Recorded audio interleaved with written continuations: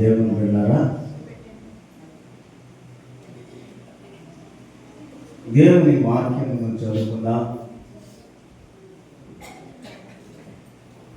వెనక వచ్చిన వారు దేవుని వాక్యాన్ని చదువుకుందాం.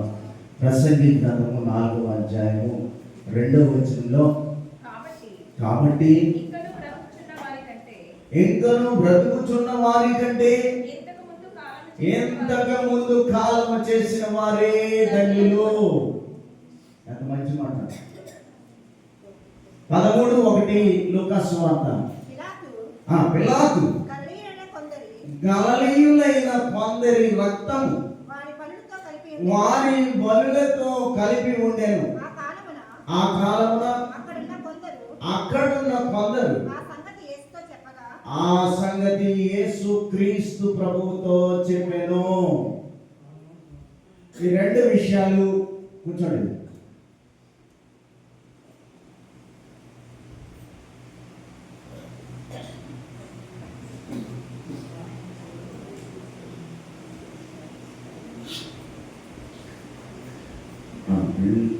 లూకా సువార్త 13:1 మళ్ళీ చదువు. అక్కడికి వెళ్దాం మళ్ళీ. 13:1 పిలాతు గలిలయులైన కొందరి రక్తము వారి బలులతో కలిపి ఉండేది. ఆ కాలమున అక్కడనున్న కొందరు ఆ సంగతి యేసు క్రీస్తు ప్రభువుతో చెప్పిరి. మాటలో అర్థాలు మీకు తెలిసే ఉంటుంది. పిలాతు కాలంలో వెంటనే ప్రభు మిమ్మల్ని ప్రశ్నిస్తాను. వెంటనే ప్రభు 2 ప్రశ్నలు వేశారు. మొదటి వాక్యం, బ్రతుకుచున్న వారి కంటే చనిపోయిన వారే ధన్యులు. ఈ సమస్యలు, ఈ యాతన, ఈ వేదన, ఈ దుఃఖము, ఈ కన్నీళ్ళు కంటే చచ్చిపోయినాడు బెటర్ కదా. అక్కడతో సుఖం ఆగిపోయింది, అక్కడతో కష్టం ఆగిపోయింది, అక్కడతో సమస్యలని ఇబ్బందులని తీరిపోయాయని మనం అనుకుంటాం. ఇక్కడ ఏం జరుగుతూ ఉంది? పిలాతు గలిలయులైనటువంటి వారు కొందరిని చంపి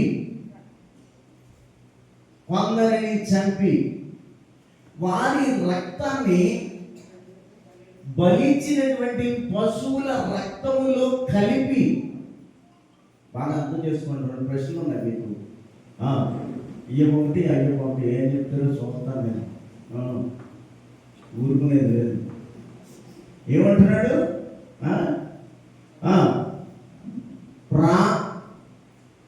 గలిలయులైన కొందరిని చంపి బలించేటటువంటి మేకైనా, పావురమైనా, కోడైనా, ఎద్దైనా వారి రక్తంతో కలిపి దేవుడికి అర్పణగా ఇస్తున్నాడు, పాప పరిహారంగా. మళ్ళీ చెప్తున్నాను, గలిలయులైనటువంటి కొందరిని అంటే మనమే అనుకుందాం, చంపి పిలాతు వారి రక్తము బలించే పశువు యొక్క రక్తాన్ని కలిపి పాప పరిహారం బాగా జరుగుద్దని నైవేద్యంగా ఇస్తున్నాడు, అర్పణగా ఇస్తున్నాడు, పాప పరిహారం బలిగా ఇస్తున్నాడు. అప్పుడు శిష్యులు వచ్చారు, యేసుప్రభుని అడిగారు, ప్రభువా ఇలా చేస్తున్నారు. ఆ పిలాతులో ఉన్నటువంటి సాధులైనా, పరిసయ్యులైనా, సద్దుకైనా, హేరోదీయులైనా, పెద్దలైనా చేసేటటువంటి పని ఏమిటంటే ఈ మనుషుల యొక్క రక్తాన్ని పశువుల యొక్క రక్తంతో కలిపి దేవునికి బలిగా ఇస్తున్నారు అని యేసు ప్రభువుని ప్రశ్న అడిగారు. అప్పుడు మిమ్మల్ని యేసుక్రీస్తు ప్రభు ప్రశ్న అడుగుతున్నాడు. చూడండి 13:2. ఆయన వారితో ఇట్లనేను, ఈ గలిలయులలో అట్టి హింసను పొందినందున వారు గలిలయులందరికంటే పాపులని మీరు తలంచుచున్నారా? ప్రశ్న మిమ్మల్ని కూడా అడుగుతున్నాను నేను. ఆ బలిచ్చినటువంటి వారు, బలిచ్చినటువంటి బలి పశువుల యొక్క రక్తంలో కలిపినటువంటి ఈ మనుషుల యొక్క రక్తాన్ని వాళ్ళు నీతిమంతులా పాపులా అని మీరేమనుకుంటున్నారు? 100 మనుషుల్ని చంపేశాడు పిలాతు, రక్తాన్ని తీసుకున్నాడు. మీకు బాగా అర్థం. ఆ బలిచ్చేటటువంటి బలి పశువుల రక్తంలో కలిపి దేవుడికి బలి చేస్తున్నాడు. వాళ్ళు చచ్చిపోయిన వాళ్ళు నీతిమంతులా అవినీతిమంతులా? ఏదో చెప్పండి, ఏమన్నారు?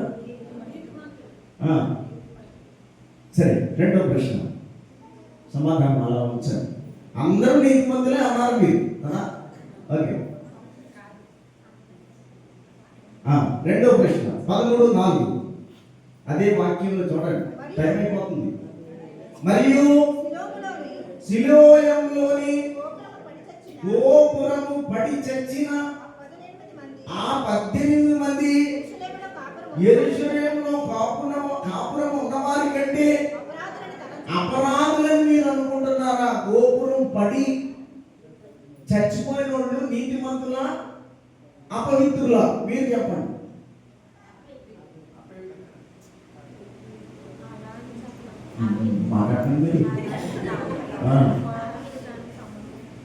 చెప్పండి. ఒకలే చెప్పారు, అమ్మగారు జయకుమార్ గారు చెప్పారు. నాకు చెప్పండి, మీరు చెప్పండి. అనుకున్న వాళ్ళు దిలీప్ చెప్తారు, రాజ్ కుమార్ చెప్తారు, ఎవరు చెప్తారు? నందేష్ గారు. కాబట్టి నేను చెప్తాను. యేసుక్రీస్తు ప్రభు దగ్గరికి వారు వచ్చారు. వచ్చి ప్రభుని అడుగుతున్నారు, ప్రభువా, దేవాలయంలో ప్రార్థన చేసుకుంటున్నటువంటి ఈ గలలీయులను చంపి ఆ పశువుల రక్తంతో దేవునికి బలి అర్పణగా, పాప పరిహారంగా, నైవేద్యముగా అర్పిస్తున్నాడు ప్రభువా. అప్పుడు ప్రభు ఆ చచ్చిపోయినాడు నీతిమంతులా ధర్మంతులా? ఈరోజు అడుగుతున్నా, నీతిమంతులే. ఎందుకంటే దేవుని సన్నిధిలో ప్రార్థన చేస్తున్నారు కాబట్టి, దేవునికి కృతజ్ఞతాస్తుతులు చెల్లిస్తున్నారు కాబట్టి, ఈ పిలాతైనా, హేరోదైనా, శాస్త్రులైనా, పరిచయులైనా, సద్దుకైనా, హేరోదీయులైనా ఈ యేసుక్రీస్తుని ప్రార్థన చేస్తున్నారు కాబట్టి వీడిని ఏం చేయాలా? చంపేలా. తీసుకెళ్ళి చంపేశారు. ఆ రక్తాన్ని తీసుకుని ఆ పశువుల రక్తం తాగేది కాదు. వారి యొక్క ప్రార్థన యథార్థమైనది కాదు. పిలాతుది తన ప్రభుత్వాన్ని తాను కాపాడుకోవడానికి యేసుక్రీస్తు ప్రభు యొక్క ఆధ్యాత్మికమైన ప్రభుత్వాన్ని, ఆత్మీయమైన ప్రభుత్వాన్ని, యథార్థమైన ప్రభుత్వాన్ని రాకుండా చేయడానికి భక్తులైన వారిని చంపేసి. అందుకనే వాక్యము ప్రసంగి 4:2 చెప్తుంది ఇలాగా. ఏమని చెప్తుంది? ఇంకను బ్రతుకుతున్న మీకంటే ఆ చచ్చిపోయిన వాళ్ళే. దాన్ని మీరు మొత్తం వాక్యం అర్థమైపోయింది, ఇంటికి వెళ్ళిపోవచ్చు మీరు. స్తోత్రం, అర్థమైపోయింది. ఇంకా అదే సబ్జెక్ట్, ఇంకేం లేదు.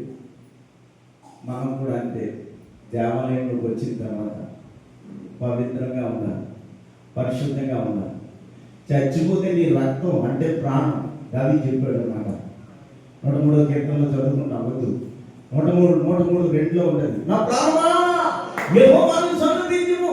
ఆ రక్తము వారితో కలిసి దేవుని దగ్గరికి ప్రార్థన చేసుకునే ప్రాణం దేవుని దగ్గరికి వెళ్ళిపోయింది. కాబట్టి వారెవరు? నీతిమంతులు. నీతి సిలోయము అనేటువంటి ఆ గోపురం దేవుని యొక్క, దావీదు యొక్క కోటలో నుండి బయటకు వచ్చిన తర్వాత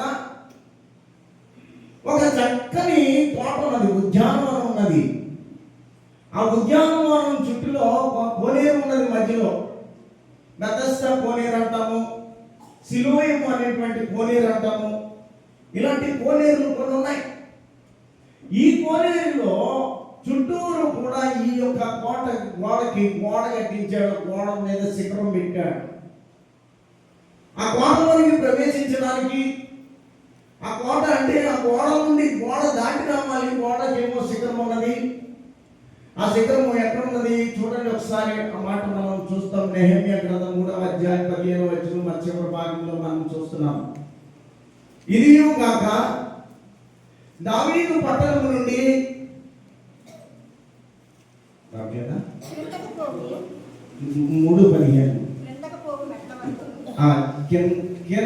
మధ్యలో చదవమ్మా చివరి. ఇదియు గాక దావీదు పట్టణం నుండి కిందకు పోవు మెట్ట వరకు రాజు తోట యొద్దనున్న సిలోయము మడుగు యొక్క గోడను కట్టించెను.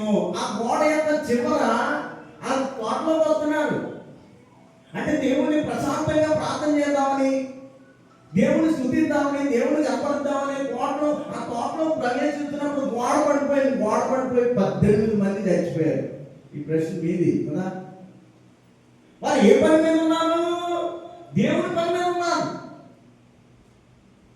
ఇంత అందమైనటువంటి దేవాలయం చూడటానికి అనేక మంది వస్తారు. వచ్చినప్పుడు ఆ శిఖరం పడిపోయి చచ్చిపోయారు అనుకోండి, వాడి గమ్యం ఏంటి? మందిరంలోనికి రావాలని, దేవుని ప్రార్థించాలని, ఆ సుందరమైనటువంటి ఆ పొలంలోకి వెళ్ళి అందులో స్వస్థత పొందాలని ఆశతో వచ్చిన వారు శిఖరం పడి చనిపోయారు. పిలాతేమో ఈ రీతిగా చేశారు. వారు నీతిమంతులా? ఇక్కడ ప్రశ్న అడుగుతున్నాడు ఆయన. యేసుక్రీస్తు ప్రభు అడుగుతా ఉన్నాడు, నీతిమంతులా అని మీరు తలంచుచున్నారా, పాపులని తలంచుచున్నారా? అందుకే సొలొమోను సమాధానం ఇచ్చాడు, ముందు బ్రతికున్న వారి కంటే చనిపోయిన వారు ధన్యులని సమాధానం ఇచ్చాడు. కాబట్టి దేవుని బిడ్డలారా, దేవుని సన్నిధానంలోనికి వచ్చిన తర్వాత నీ ఆలోచన దేవుని దగ్గరికి చేరాలంటే, నీ క్రియలు దేవుని దగ్గరికి చేరాలంటే, నీ ప్రవర్తన దేవుని దగ్గరికి చేరాలి అంటే, నీ ప్రార్థన దేవుని దగ్గరికి చేరాలంటే, నీ విజ్ఞాపన దేవుని దగ్గరికి చేరాలి అంటే, దేవుని సన్నిధానంలో అతి జాగ్రత్తగా ప్రతిదీ లెక్క పెడతాడు. దేవుడు లెక్క పెడతాడు. అందుకే శిష్యులు అడుగుతున్నాడు, మీరు యథార్థవంతులు నీతివంతులు అనుకుంటారా, పవిత్రులు అనుకుంటారా? ఒక మాట మీరు చెప్పండి అంటే, వాళ్ళు అపవిత్రమైన రక్తంతో వాళ్ళ రక్తం పోయింది కాబట్టి వాళ్ళని అపరిశుద్ధులు. వాళ్ళు చెప్పిన సమాధానం కాదు, నా సన్నిధిలో చనిపోయారు. నా సన్నిధానంలోకి వచ్చి పిల్లలకు ప్రాణం తీశాడు. నన్ను ధ్యానం చేస్తుండగా, నా పక్షంలో అందలాడుతూ ఉండగా, పిల్లలకు చంపినటువంటి విధానాన్ని బట్టి వారి ఆత్మ నాయకనే ఉన్నదనేటువంటి సత్యాన్ని వాక్యం ద్వారా తెలియజేస్తా ఉన్నాడు. చూడండి, యోహాను సువార్తలో ఒక వాక్యం చూడండి, 9వ అధ్యాయం 7వ వచనం.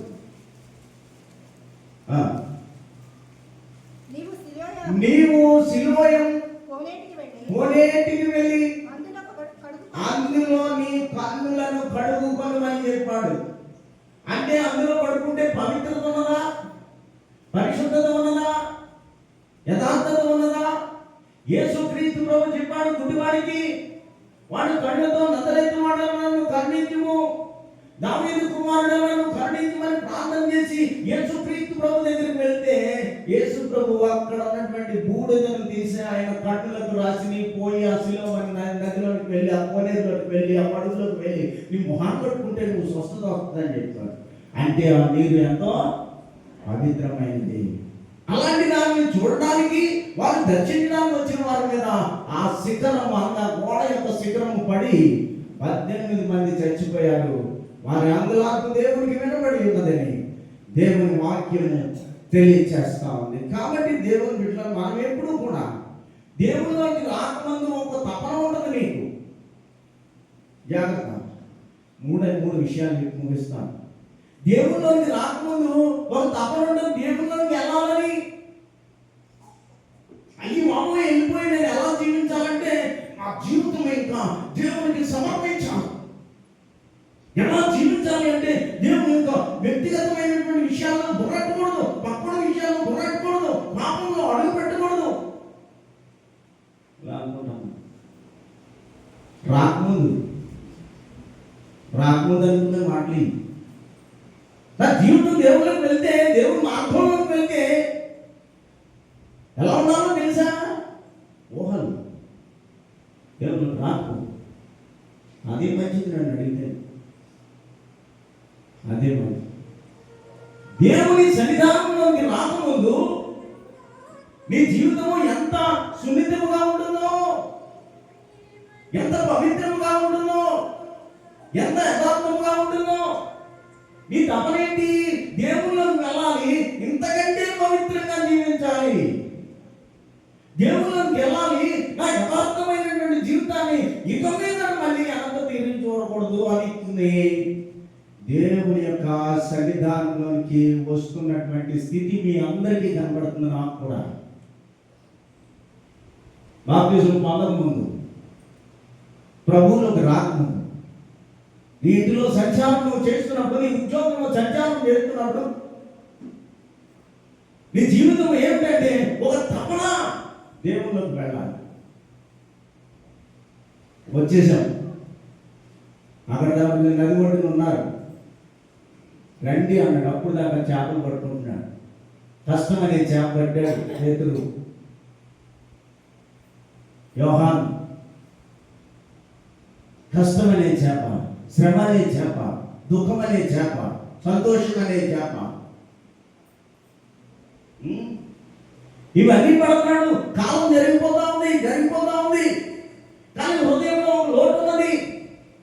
ఏమిటి ఆ లోటు అంటే, మేము దేవుని దగ్గరికి వెళ్ళాలి, దేవుని ఆరాధించాలి, దేవుని స్తుతించాలి. తపన, పవిత్రమైన తపన, పరిశుద్ధమైన తపన, యథార్థమైన తపన, నిష్కలంకం లేని తపన, నిర్దోషము లేని తపన. దేవుని దగ్గరికి వెళ్ళాలి, దేవుణ్ణి ఆరాధించాలి. వచ్చి బాప్తిసం పొందాలి, దేవుని సన్నిధానంలోకి వచ్చాం. మునుపటి కంటే ఇప్పుడు ఉన్నటువంటి జీవితాన్ని సరిపోల్చుకుంటే దేవుళ్ళకి వచ్చాం, కానీ దేవుని సారూప్యంలోనికి రాలేనటువంటి పరిస్థితి నీకు నాకు కనబడుతుంది. దేవుళ్ళకి వస్తున్నాం, రావాలనే తపన ఉన్నది, వచ్చాననే తపన ఉన్నది, కానీ దేవుని సారూప్యంలోనికి మారలేని స్థితి మనకు కనబడుతుంది. చూడండి వాక్యం 4:17 మత్తయి సువార్త.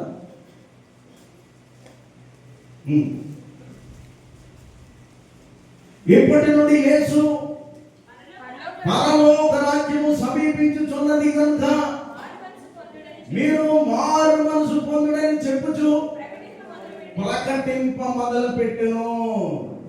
ఆ మాట విని ప్రభువులోకి వచ్చాం మనం.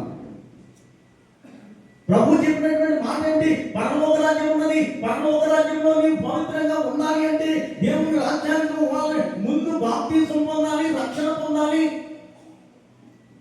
ప్రతి పాపాన్ని ఒప్పుకొని దేవుని నామాన్ని స్తుతించేవాడిగా, స్తుతించే రాజుగా నీవు ఉండాలి అని చెప్పి ప్రభు పిలిచినప్పుడు నువ్వు ఏం చేశామంటే పాత జీవితాన్ని విడిచిపెట్టి దేవుని యొక్క బాప్తిసం పొంది దేవుని యొక్క సన్నిధానంలోకి వచ్చాము మనము.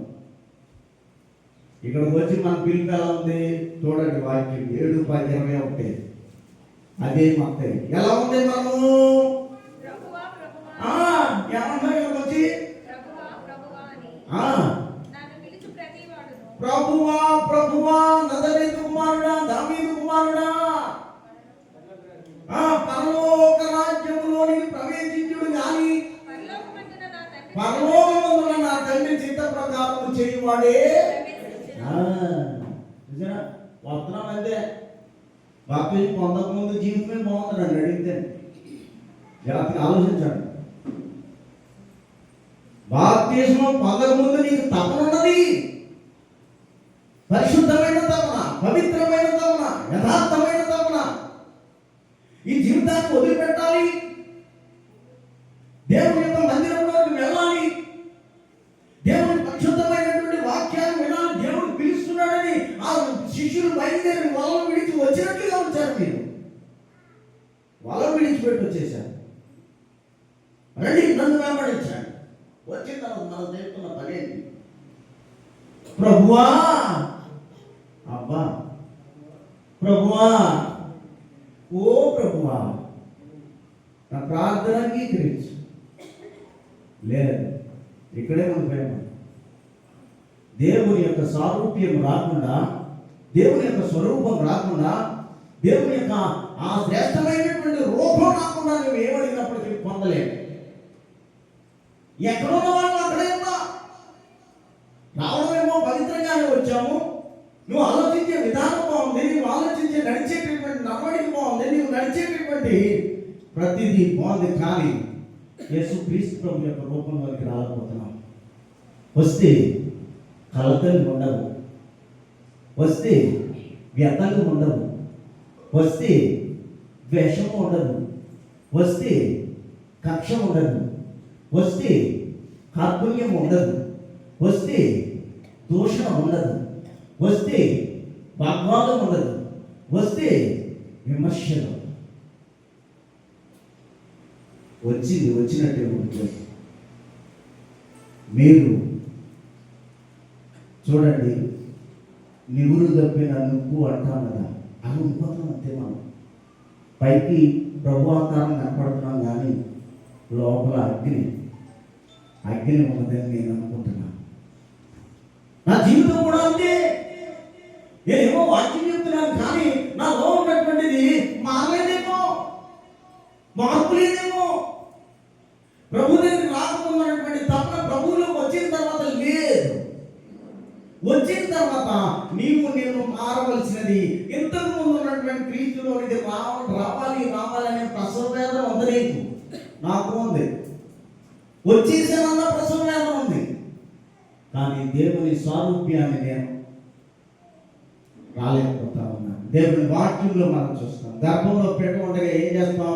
గర్భంలో ఉన్నంతసేపు చక్కగా ఉంటాడు. బయటికి వెళ్ళాలి అనుకుంటాడు గర్భంలో శిశువు. వచ్చిన తర్వాత గర్భంలో ఎన్ని నెలలు పెంచాలి? 9 నెలల ఆకారాలు వచ్చే వరకు కూడా పెంచాలి. 10 నెలలు పెంచాలి. గర్భంలో ఉన్నటువంటి ఈ శిశువు ఇది ఒక్కొక్కటి రూపాంతరం చెంది, కన్ను రూపాంతరం చెందాల, చేతులు, కాళ్ళు, ముఖము, వెంట్రుకలు 9 నెలలు అయిన తర్వాత మనిషి సారూప్యాన్ని కలిగి బయటకు వచ్చినట్లుగా పూర్వం నీకు ఉన్నటువంటి స్థితిలోనే నీవు ఉంటున్నావు. కానీ తదుపరి దేవుళ్ళ వచ్చినట్టే ఉండిపోతున్నావు. కానీ దేవుని యొక్క ఆ సారూప్యానికి రాలేకపోతున్నాను. సరే, డెలివరీ వచ్చింది. మొదటి రోజు అమ్మయ్య డెలివరీ వచ్చిందా, మా ఆవిడకి డెలివరీ వచ్చింది, మా చెల్లికి డెలివరీ వచ్చింది, మా అక్కకి డెలివరీ వచ్చింది. వచ్చేసాక వచ్చినంత సులువు కాదు. వాడు ఎన్ని ఏళ్ళు పెంచాలి? 20 ఏళ్ళు, 24 ఏళ్ళు పెంచాలి. ఉద్యోగానికి రావడానికి వాడు సరైనటువంటి సారూప్యం రావాలంటే డెలివరీకి వచ్చిన మరుసటి రోజు నుంచి 20 సంవత్సరాలు వాడిని పెంచితే కానీ ఆడి స్థితి ఏంటో మనకు తెలియదు, అమ్మాయి స్థితి ఏంటో మనకు తెలియదు. నిజమే, ఆ గుడ్లట్టే ఉంటే బాప్టిజం తీసుకున్నట్టే ఉంటే సుఖమే ఉంది. మీకు అర్థమవుతుందా? బాప్టిజం తీసుకున్నట్లే ఉంటే అంటే బాప్టిజం తీసుకోకముందు నువ్వు గర్భంలో ఉన్నావు, బాప్టిజం తీసుకున్నప్పుడు గర్భంలోనే ఉంటున్నామ్మా. జాగ్రత్త. యేసుక్రీస్తు ప్రభు యొక్క సారూప్యాన్ని నువ్వు పొందలేకపోతే, యేసుక్రీస్తు ప్రభు యొక్క రూపాన్ని నువ్వు పొందలేకపోతే వ్యర్థం. అందుకనే ఆయన అంటాడు, అంతా శూన్యమే. వెళ్ళిపోతాం తరలం ప్రయత్నం అనుకుంటాం. అందులో చచ్చిపోయేవాళ్ళు, దేవాలయంలో చచ్చిపోయేవాళ్ళు, వాళ్ళు రక్తాన్ని తీసుకున్నాడు, పశువుని బలించాడు, పశువుని యొక్క రక్తాన్ని తీసుకున్నాడు, దేవునికి ధూపంగా వేశాడు, అర్పణగా వేశాడు. అది పశువు యొక్క రక్తమైనప్పటికీ, పశువు రక్తము నీతిమంతుడు రక్తం కలిసినప్పటికీ దేవుని దగ్గర నీతిమంతుడిగానే వెళ్ళింది రక్తము. ఆ మోడ కూలి వాడు రక్తం కాస్తే వాడు నీతిమంతులా అవినీతిమంతులా అని యేసుక్రీస్తు అడిగితే శిష్యులు అంటారు అవినీతిమంతులే అన్నారు, కానీ నీతిమంతులు అనలేదు. వచ్చి నీతిమంతుడిగా బ్రతికితే దేవుని చూడగలరు. వచ్చి అపవిత్రాలుగా నువ్వు జీవిస్తే దేవుని చూడగలకాన్ని చూడగలరు. జాగ్రత్త. దేవుని మాటను నువ్వు అంగీకరిస్తే, దేవుని యొక్క మాటలను నీవు అక్షరాల పాటిస్తేనే ఆ చచ్చిన వారి యొక్క రక్తము పరలోకమైనట్టుగా, వాడు అపవిత్రమైనటువంటి పశువు యొక్క రక్తంలో కలిపి పంపిస్తే పశువు యొక్క రక్తము వేరైంది, పరిశుద్ధిని రక్తము నీతిమంతుల యొక్క జీవితాన్ని మనము జీవించే వారిగా ఉండాలి అనేటువంటి సత్యాన్ని సారూప్యంలోనికి రావాలి. దేవుని సారూప్యంలోనికి రావాలి. చిన్నపిల్లవాడిని ఆపరేషన్ చేసి తీసిన తర్వాత వాడిని 24 సంవత్సరాలు 20 సంవత్సరాలు ఈ అమ్మాయిని పెంచి పోషించి శ్రేష్టమైన సారూప్యాన్ని అందించినట్లుగా నీవు ఆత్మీయ జీవితంలో ఈ సారూప్యాన్ని పెంచుకోవాలి. నీ రూపాన్ని ఆత్మీయంగా పెంచాలి, ఆధ్యాత్మికంగా పెంచాలి. పిల్లలు తీసుకెళ్ళి సరే 5 ఏళ్ళు వచ్చే స్కూల్లో వేసేద్దాం. స్కూల్లో వేసాక ఎన్ని సంవత్సరాలు చదవాలి? స్కూల్లోనే ఉండిపోతాడా? గర్భంలో ఉన్నాడు గర్భంలో ఉండిపోతాడా? పుట్టినోడు ఉండిపోతాడా?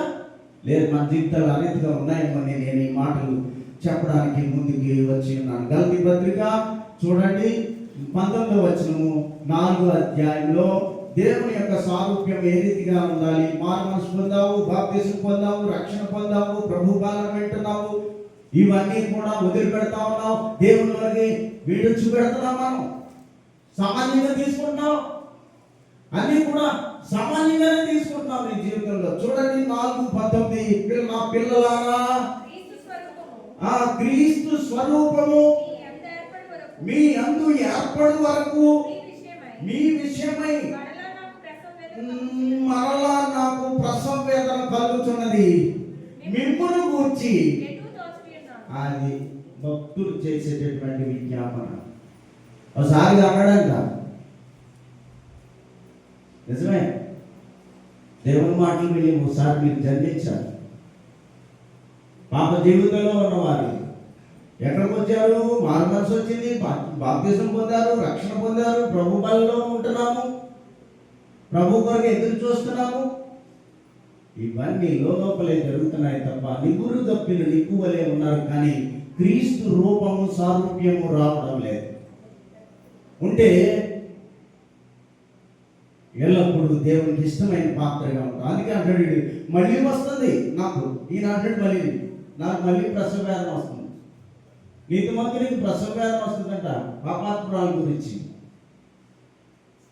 పాడైపోయిన సంఘం గురించి నీతిమంతునికి ప్రసవ వేదన.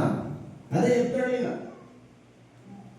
ఓ గలతీ పట్టణస్తులారా, ఓ గలతీ పురవాసులారా, మీ గురించి మళ్ళా నాకు గర్భవేదన అవుతుంది, ప్రసవ వేదన అవుతుంది, దుఃఖం ఉన్నది, వేదన ఉన్నది. అంతేకాకుండా చివరికి ఏమంటాడు, మిమ్మల్ని గురించి ఎటూ తోచడం లేదు. ఒక్కొక్కసారి నాకు భయం వేస్తుంది, చెప్పేస్తున్నాను, ఇక భయం వేస్తుంది, ఎటూ తోచడం లేదు. ఈ స్థితికి మనము మూల కారకులు కాకూడదు. అందరము ఐక్యత కలిగి ఉండాలి, అందరూ మంచి సహవాసం కలిగి ఉండాలి, అందరూ మంచి సమాధానం కలిగి ఉండాలి. ఇదే శ్రేష్టమైన దేవునికి ఇష్టమైన ఇంపైనటువంటి ఈ సంఘం. ఇది దేవుని భార్య, పెళ్లి కుమార్తె, వధువు. ఈ వధువుని నేను అపవిత్రపరుస్తున్నానేమో, ఈ పెళ్లి కుమార్తె పట్ల నేను అసభ్యకరంగా ప్రవర్తిస్తున్నానేమో, ఈ పెళ్లి కుమార్తె పట్ల నేను చేసేటటువంటి క్రియలు యథార్థంగా లేవేమో, పవిత్రంగా లేవేమో, భయపడుతున్నాను. ఎందుకు నాకు ఈ భయం? ఎటు తోచని పరిస్థితి. ఒక దగ్గర మన అందరం చేయడం అంటే సంతోషంగా ఉండాలి, ఒక దగ్గర మన అందరం చేయడం అంటే సమాధానంగా ఉండాలి, ఒక దగ్గర మన అందరము చేయడం అంటే దేవుని స్తుతించడానికి, గణపరచడానికి, మహిమపరచడానికి, దేవుని యొక్క అంగలార్చడానికి చేయడం అంటే పరిశుద్ధంగా ఉండాలి. నాకు ఎటు తోచడం లేదు. ఈ మాటలన్నీ పౌలు చెప్తున్నాడు. ఈ గలతీ పట్టణంలో ఉన్న పాపము ఒకరినొకరు విమర్శించుకుంటా, ఒకరినొకరు దూషించుకుంటా, ఒకరినొకరు వాగ్వాదం చేయంటా, శాంతి లేదా, సమాధానం లేదా, సహవాసం లేదా. ఎందుకు నాకు ఈ స్థితి? నేను రక్షించిన ఈ యొక్క గలతీ పట్టణము పాపంలో పడుతుంది. నీ మళ్ళా పశువేద పడుతున్నాను మిమ్మల్ని పవిత్రంగా కనడానికి, పరిశుద్ధంగా కనడానికి. మాటలని పౌలు గారు మాట్లాడతాము. కాబట్టి మనం చేయవలసింది రోమాపత్రిక 8వ అధ్యాయంలో ప్రభు తెలియజేస్తున్నాడు. 29 ఎందుకనగా తన కుమారుడు అనేక సహోదరులలో జ్యేష్ఠుడగునట్లు దేవుడు ఎవరిని ముందుగా ఎరిగెనో వారు యేసు క్రీస్తు ప్రభు యొక్క సారూప్యము కలిగిన వారుగా ఉంటారు. అంటే నీవు నీ యొక్క క్రియను బట్టి, నీ యొక్క చేష్టలను బట్టి, నీ యొక్క మాటలను బట్టి, నీ యొక్క నడవడికను బట్టి, నీ యొక్క ప్రవర్తన బట్టి, నీ యొక్క సమస్తమును బట్టి దేవుని యొక్క సారూప్యంలోనికి రాకపోతున్నామని వాక్యమే తెలియచేస్తా ఉంది. కాబట్టి దేవుని బిడ్డ, మొదట బాప్తిజానికి ముందు నీ జీవితము దేవునికి దేవునిలోకి రావాలనే తపన. 2 వచ్చిన తర్వాత వచ్చిన వారే వచ్చినలాగే ఉండుట. బిందులాగే ఉండిపోయింది, పువ్వులాగే ఉండిపోయింది, కాయలాగా ఉండిపోయింది. పండుగ మారే అవకాశాలు ఎంత మాత్రము కనబడతలేదు. ఎవరితో వాళ్ళే బంగారం పుటమి వేసినట్లు మన జీవితాలను పుటమి వేసుకుని ఎక్కడైతే శోధన ఉన్నదో, ఎక్కడైతే అపవిత్రత ఉన్నదో, ఎక్కడైతే కలత ఉన్నదో కాల్చి వేసుకోవాలి బంగారం వలె. అప్పుడు నీ జీవితము మేలుమే బంగారం వలె ఉంటుందని వాక్యం తెలియజేస్తాను. పేతురు గారు అంటాడు, మొదటి పేతురు పత్రిక చూడండి, 1వ అధ్యాయము 4వ వచనము చివరి భాగం. దైవ స్వభావంలోకి రావాలి మనం. ఇప్పుడు దైవ స్వభావం చూడండి. దైవ స్వభావమునందు పాలివారగునట్లు దేవుడు కృపావరములను మనకు అనుగ్రహించెను. చివరికి వచ్చేది దైవ స్వభావంలోనికి రావాలట. 1 మానవ స్వభావము, 2 దైవ స్వభావము. ఈ సారూప్యంలోనికి రావాలి. మానవుడిగా ఉన్నంతసేపు ప్రభువులోకి వెళ్ళాలని ఆశపడ్డాం. ప్రభువులోకి వచ్చిన తర్వాత మానవునిగానే ఉండిపోయాం. ఆ స్థితి నుండి దేవుని రూపంలోనికి రావాలని వాక్యం తెలియజేస్తా ఉంది. చూడండి 2:16 ఎబ్రీ పత్రిక, 2:16 ఎబ్రీ పత్రిక. ఆయన ఎంత మాత్రమును దేవదూతల స్వభావము ధరించుకొనక అబ్రహాము సంతాన స్వభావము ధరించుకొనుచున్నాము. అబ్రహాము నరుడు. ఈ నరుడు రూపం నుంచి బయటికి రావట్లేదండి. మీరు నేను రావట్లేదు. వస్తే పవిత్రంగానే ఉంటాను, వస్తే పరిశుద్ధంగానే ఉంటాను. దేవదూతల స్వరూపంలోనికి రావాలి. అప్పుడు దైవ స్వరూపంలోనికి వెళ్తాం. 1 మానవ స్వరూపము, 2 దేవదూతల స్వరూపము, 3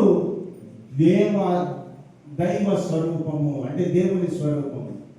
1 మానవ స్వరూపము, 1 క్రీస్తు స్వరూపము, 2 3వది దేవదూతల స్వరూపంలోనికి రావాలి. అబ్రహాం అంటే మానవుడు, ఆ మానవ స్వరూపమే ఉంటుందంట మనకి. దేవదూతల స్వరూపం రావట్లేదు. ఎందుకు వస్తుంది? రాదు. ఎందుకంటే మానవుడే కదా, మానవుడు. అందుకే వాక్యం తెలియజేస్తాను. చూడండి 8:9 రోమా కొన్ని మీకు సాక్ష్యాలు చూపెడుతున్నాను. ఈ అబ్రహాం స్వరూపంలోనే ఉన్నాం, కానీ అబ్రహాం యొక్క బుద్ధి రావడం లేదు. అబ్రహాం యొక్క ఆకారంలో ఉన్నాం, కానీ అబ్రహాం యొక్క తత్వం రావట్లేదు. మనకి దేవదూతల యొక్క తత్వం రావట్లేదు, దేవుని యొక్క తత్వం రావట్లేదు. మనం ఎప్పుడు కూడా నరులుగానే ఉండిపోతా ఉన్నాము. రోమా 8:9 దేవుడి ఆత్మ మీలో నివసించుతున్నది ఎడల మీరు ఆత్మ స్వభావము ధరించుకోవాలి. చాలు, ఆత్మ స్వభావానికి రావాలి మనం. పరిశుద్ధాత్మ నీ మీద ఉంటే, పరిశుద్ధాత్మ దేవుడిని నడిపిస్తే, పరిశుద్ధాత్మ దేవుడిని అంతరంగంలో ప్రవేశిస్తే నీ మాట తీరు మారుతుంది, నీ ప్రవర్తన మారుతుంది, నీ క్రియలు మారుతుంది, నీ నడవడి మారుతుంది, నీ యొక్క శరీర స్వభావమే మారిపోతుందని వాక్యం తెలియజేస్తాం. కాబట్టి మనం ఎక్కడ ఉండిపోయాం? బాప్తిసం పొందకముందు ఉన్న రూపాన్ని కలిగి ఉండిపోయాం. మనం ప్రభువులోకి వచ్చాక క్రీస్తు సారూప్యం లేదు, దేవదూతల సారూప్యం లేదు, దైవ స్వరూపం లేదు. చూసారా? మానవ స్వరూపంలో ఉండిపోతాం. వెళ్ళామా వచ్చామా? ఎందుకు వెళ్ళా కదా, వచ్చా కదా. వాక్యం సమూయేలు గ్రంథం 2:6 2వ సమూయేలు. కొన్ని ఆధారాలు మీకు చూపెడుతున్నాను. 2వ సమూయేలు 2:6 యెహోవా మీకు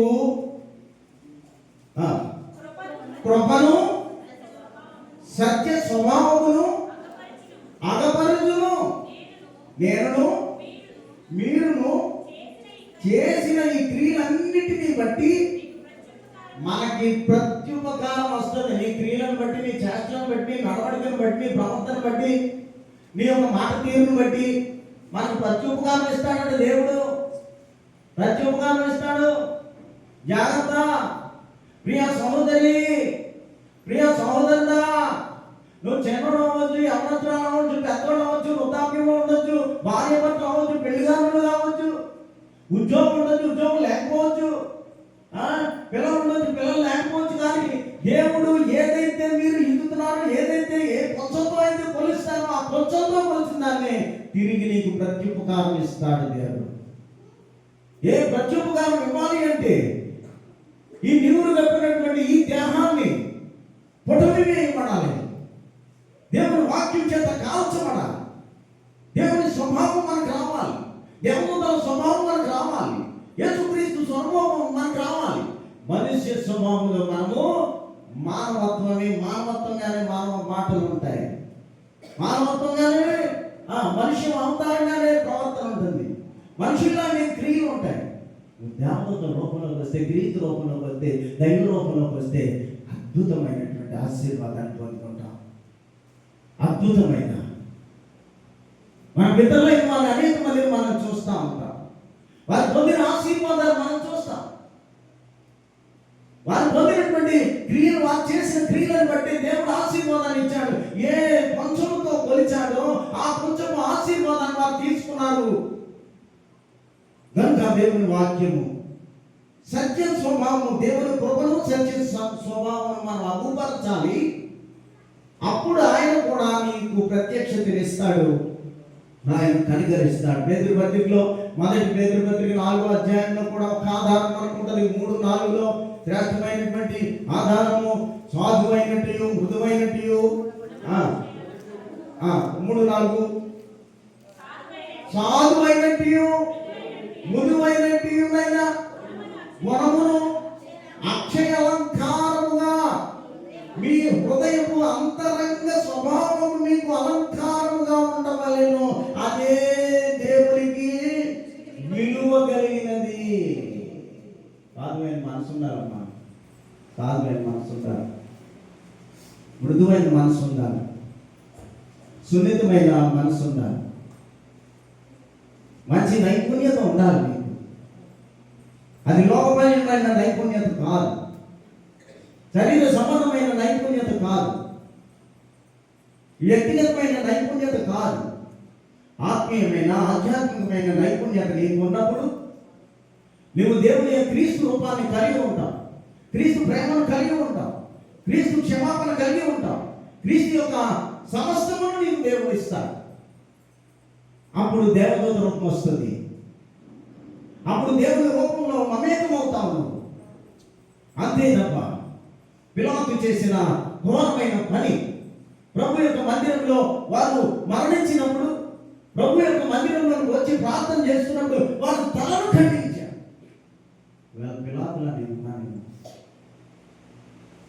మీరు దేవునికి దగ్గరగా చేస్తున్న పిల్లలా ఉన్నారేమో, నువ్వు ఉన్నావేమో, మనం ఉన్నామేమో. నీతిమంతుని యొక్క రక్తము చిందించి ఆ పశువు యొక్క రక్తంలో కలిపి దేవతలకు నైవేద్యముగా ఇచ్చాడు, అర్పణగా ఇచ్చాడు, పాప పరిహారముగా ఇచ్చాడు. ఈ దినమే నువ్వు తీర్మానం చేసుకోవాలి. ఏమిటి ఆ తీర్మానం? యేసుక్రీస్తు స్వరూపంలోకి రావాలి, యేసుక్రీస్తు యొక్క సారూప్యంలోనికి రావాలి, దేవదూతల యొక్క సారూప్యంలోనికి రావాలి, ప్రభు యొక్క దేవుని యొక్క సారూప్యంలోకి నేను వచ్చి ఆయనతో మమేకమయ్యే కృపను నాకు అనుగ్రహించుకోవాలి. ఈ రోజు నువ్వు తీర్మానం చేసుకో. ఇది నేటి సందేశం. ఏ రీతిగా ఉన్నాను నేను ఒకసారి పరిశీలన చేయాలి. మాస్టర్ గారు ఉన్నారు అనుకో, వెళ్తున్నాము, ఆయన నడుస్తుంటే నడక కాపడుతుంది, మాట కాపడుతుంది, అన్నీ కాపుతాయి కదా అన్నా, కనబడదా? ఒక ఊరికి ఒక పెద్ద ఆయన ఉన్నాడంట. ఒక పెద్ద ఆయన అంటే ఆయన దగ్గర 20 కుక్కలు ఉన్నాయంట. ఎన్ని కుక్కలు ఉన్నాయి? 20 కుక్కలు ఉంటే 20 కుక్కలు ఉన్నాయి. జాగ్రత్తగా పెంచుతాడు. ఈ ఊరికి పెద్ద. ఎవరిదైనా తప్పు చేశారనుకోండి, స్త్రీల పట్ల అసభ్యకరంగా ప్రవర్తించారనుకోండి, పురుషుని పట్ల అసభ్యకరంగా స్త్రీ ప్రవర్తించింది అనుకోండి, వెంటనే వాళ్ళని తీసుకెళ్ళి కుక్కల మీద పడేస్తాడు. పడేస్తే కుక్కలు ఏం చేస్తాయి? చక్కగా ముద్దాడతాయి. అంత భయంకరమైన కుక్కలు వెంటనే తినేస్తాయి, చంపేస్తాయి. అందరూ చూస్తూ ఉంటారు. ఆ ఊరి పెద్ద చేసేటటువంటి కార్యము. అయితే ఈ దగ్గర ఉన్నటువంటి పనివాడే తప్పు చేశాడు. తప్పు చేస్తే చెప్పాడంట పిలిపించి, నువ్వు ఈ తప్పు చేసావు కాబట్టి ఇక్కడ ఉన్నటువంటి ఈ యొక్క మా యొక్క ఈ గ్రామంలో, ఈ పట్టణంలో నువ్వు తప్పు చేసావు కాబట్టి ఈ పట్టణానికి అధికారం నేనని నీకు తెలుసు, తప్పు చేయకూడదని తెలుసు, చేస్తే నేను కుక్కల ముందు వేసేస్తానని తెలుసు. ఎందుకు చేసావు తప్పు? మనకి తెలుసు తప్పు చేస్తే దేవుడు నరకాన్ని పంపిస్తాడు. తెలీదా? సంఘంలో మన అభ్యంతరంగా ఉంటే తప్పు చేస్తే దేవుడు తీసుకెళ్ళి నరకాన్ని వరేస్తాడన్న సంగతి నీకు తెలీదా? లాజరు వచ్చే నా కుడి పార్శ్వంలో కూర్చోను, నిన్ను అభిషేకిస్తున్నాను. నువ్వు చనిపోయినా భూలోకంలో ఎన్ని శ్రమలు అనిపించావో, ఎంత దుఃఖం అనిపించావో, ఎంత నరకం అనిపించావో, ఎన్ని కన్నీళ్ళు కాల్చావో నీకు తెలుసు. కాబట్టి నాతో వచ్చే దోతులు వచ్చి బయట తీసుకెళ్ళిపోయి ధనవంతుడు నా ప్రాణమా, ఎంత గొప్ప విషయం. తినము, తాగుము, సుఖించము, ఈ 3 పదాల మీద ఉన్నాడు. వచ్చారు, తీసుకెళ్ళారు, అగ్నిగుండంలో వేస్తారు. ఇక్కడికి వస్తే మనకు తెలుస్తుంది తప్పుగా ఉంటే నరకానికి పోతానండి. తీసుకెళ్ళి కుక్కల ముందు వేస్తే ముందు అన్నాడంట ఆ పనుడు, బాబు ఒక 5 రోజులు సెలవు ఇప్పించాడు నాకు, మా ఊళ్ళో అందరినీ దర్శించి వస్తాను నేను. ఒక 5 రోజులు చాలు, ఒక 5 రోజులే చాలు. ఎన్ని రోజులు? 5. అదే కుదరదు. ఇంకా నేను చెప్పిందాన్ని నేను అన్నాను కాబట్టి నేను కుక్కల ముందు వేసేయాల. అలా కాదు బాబు, ఒక 5 రోజులు. నేను సుమారు 30 సంవత్సరాల నుంచి మీకు పనిచేస్తున్నాను, 30 సంవత్సరాల నుంచి నేను పనిచేస్తున్నాను అయ్యా. మీ దగ్గర మీకు కాళ్ళు పెట్టాను, అన్నీ చేశాను, అన్నం పెట్టాను, ఎంతో విశ్వాసంగా ఉన్నాను. చేసిన జనతప్పును బట్టి ఆ కుక్కల మీద పడేసి చంపేయాలి అంటున్నారు. నాకు క్షమించాలి, ఒక 5 రోజులు చాలు. సరే, ఇంతగా ప్రాధాన్యపడ్డావు కాబట్టి, ఎంత వేడుకున్నావు కాబట్టి నీకు 5 రోజులు సెలవు ఇస్తున్నాను. 5 రోజులు వెళ్ళాడు. ఈ 5 రోజులది మంచి రొట్లు, మంచి మాంసం మొక్కలు, మంచి, మీరు ఏమనుకుంటున్నారు చెప్పండి? తినేసి ఉంటాడు ఇంటికి వెళ్ళి అనుకుంటున్నారు కదా. ఏమంటారు? ఇంటికి వెళ్ళి మాంసం మొక్కలు, ఇంటికి వెళ్ళి కోడి మొక్కలు, ఇవన్నీ తినేసాడు, తినేసి బలంగా తయారై చచ్చిపోతాడు కదా అని కోరిక తీర్చుకున్నాడని మీరు అనుకుంటున్నారు. కాదు, అన్ని పట్టుకుని వెళ్ళి మొక్కలు పెట్టాడట, ఎవరికీ తెలియకుండా తెలుసుకున్నాడు. కుక్కలు పెట్టాడు. కుక్కలు పెడితే ఏమి గల కుక్కలవి? ఏమి గల కుక్కలవి? విశ్వాసం గల కుక్కలు. తీసుకొచ్చాడండి ఇంటి తీసుకొచ్చి గ్రౌండ్లో వెళ్ళాడండి. కుక్కలు తినేస్తాయని అందరూ చూస్తున్నారు. చాలా మంది చచ్చిపోయారు. ఇలాగా అందరూ చూస్తున్నారు. ఇలాగ గుడ్లు పెద్ద చేసేస్తున్నారు. అలాగే మెడ తిప్పేస్తున్నాడు. అప్పుడు ఏకంగా ఏం తిప్పేస్తున్నాడు? మెడ తిప్పేస్తున్నాడు. చాలా ఏకంగా తిప్పేస్తుంటే కుక్కలని నాయన అవుతున్నాడు. వచ్చి కుక్కలు వచ్చి మీద ఎక్కుతున్నాయంట, నాకుతున్నాయంట. అందరూ ఆశ్చర్యపోతున్నారు. ఏంటి ఇంత భయంకరమైన కుక్కలు అతనితో సహవాసం చేస్తున్నాయి? కుక్కలతో సహవాసం చేస్తున్నాడు ఈయన. అయితే ఈ మంచి కుక్కలే అనుకోలేదు. ఏదో ముందు జరిగిందని చెప్పి వీడిని తీసుకెళ్ళి స్టేజ్ ఎక్కించి అడిగారట, అబ్బాయి ఏంటి సంగతి కుక్కలు ఎత్तेలా నిన్ను దగ్గరికి వచ్చాయని అడిగితే అన్నాడట, అయ్యారు 5 రోజులు సెలవుడిగా గుర్తుందా అన్నాడట. ఏంటి గుర్తుందా? ఎందుకు అనుకున్నాం మరి? వెళ్ళి మాంసం ముక్కలు, రొట్టె ముక్కలు, దమ్ బిర్యానీ, ఆ చికెన్ బిర్యానీ అన్నీ 5 రోజులు పెట్టాను. అవి విశ్వాసము కలిగి నన్ను విడిచిపెట్టాయి. నీ దగ్గర 30 సంవత్సరాలు పనిచేశానే, 30 సంవత్సరాలు నీ కాళ్ళు పెట్టాలి, వేడి పెట్టాలి, స్నానం చేయించాలి, అన్నం పెట్టాలి, నీళ్ళు ఇచ్చాలి, పాలు ఇచ్చాను, అన్ని ఇచ్చాను, కానీ నీకు విశ్వాసం లేదయ్యా. మనిషికి విశ్వాసం లేదు, జంతువులకి విశ్వాసం ఉంది ప్రభువు. కాబట్టి నీ దగ్గర నేను పరిమాణం ఎంతానండి? నేను పొందుతున్నాను. నేను ఒకటే తెలుసుకున్నాను, ప్రభు అయిన యేసుక్రీస్తు ఎంతో గొప్పవాడని. ఆయన సారూప్యంలో నేను రావాలనుకుంటాను, దేవతల సారూప్యంలో నేను రావాలనుకుంటాను, దేవుడి సారూప్యంలో నేను రావాలనుకుంటాను. ఇక నీ జీవితం నాకు అక్కర్వద్దు. బ్రతికితే కుక్కలాగా బతుకుతాను, కానీ నీ దగ్గరికి మాత్రం నేను ఎంత పర్సెంట్. అందుకే మనము ప్రాచీన స్వభావం వదిలిపెట్టాలి. ఫలిప్పీ పత్రిక 3వ అధ్యాయము 10వ వచనం. ఇంకా 5 నిమిషాలు తొందరపడతాను. ఎలాగనగా ప్రాచీన స్వభావమును దాని క్రియలతో కూడి దాని క్రియలతో కూడా మీరు పరిత్యజించి జ్ఞానము కలుగు నిమిత్తము దాన్ని సృజించిన వారిని పోలిక చొప్పున నూతన పరచబడుచున్న నవీన స్వభావము ధరించుకొనుడి. పాత స్వభావం వదిలిపెట్టాలి, కొత్త స్వభావాన్ని మనము కలిగి ఉండాలి. అందుకనే ఆ కుక్కల యొక్క పరిస్థితి ఏమిటి అంటే, విశ్వాసం కలిగినవి వాడు విడిచిపెట్టగానే అద్భుతమైన సత్యాన్ని తెలుసుకున్నాడు. యేసే నా రక్షకుడు, ఆయన స్వరూపంలోకి రావాలి, ఆయన ఆకారంలోకి రావాలి, దేవదూతల ఆకారంలోకి రావాలి. దేవుని ఆకారంలోకి వెళ్తే దేవుడు నన్ను చూస్తాడు. కష్టం వచ్చినా, నష్టం వచ్చినా, వ్యాధి వచ్చినా, దుఃఖం వచ్చినా, సమస్య వచ్చినా, కన్నీళ్ళు వచ్చినా దేవుడే నన్ను చూస్తాడని శ్రేష్టమైనటువంటి తీర్మానం చేసుకున్నాడు. 1 మనుష్య రూపము, 2 క్రీస్తు సారూప్యము, 3 దేవదూతల సారూప్యము, 4 దేవుని సారూప్యంలోనికి మనం వస్తే మనలో అపవిత్రత ఉండదు, మనలో స్వార్థం ఉండదు, వాగ్వాదం ఉండదు, అసూయ ఉండదు, కక్ష ఉండదు, కార్పణ్యం ఉండదు. ఇవన్నిటిని తప్పించుకోవాలంటే యేసుక్రీస్తు సారూప్యంలోనికి రావాలి. క్రీస్తు సారూప్యము ఇది అంశం. క్రీస్తు సారూప్యం, ఆ సారూప్యంలోకి మన అందరం రావాలి. దేవుని స్తుతించుడి